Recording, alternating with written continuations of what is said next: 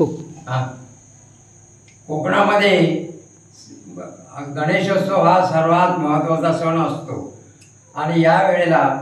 कोकणातील प्रत्येक घरामध्ये गणेशाची स्थापना केली जाते आणि दर दिवशी वाडीतील सर्व लहान मोठी मंडळी येऊन बजावण आणि आरती केली जाते आणि यासाठी मुंबईहून सगळे आपले सहकुटुंबासहित येऊन ते हा उत्सव मोठ्या साजरा केला जातो. त्याचप्रमाणे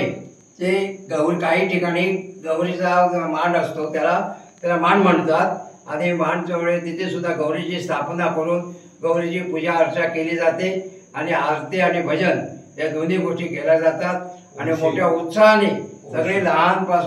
थोर सगळी मंडळी मोठ्या उत्साहाने याच्यामध्ये भाग घेऊन मोठ्या आनंदाने हा सण केला जातो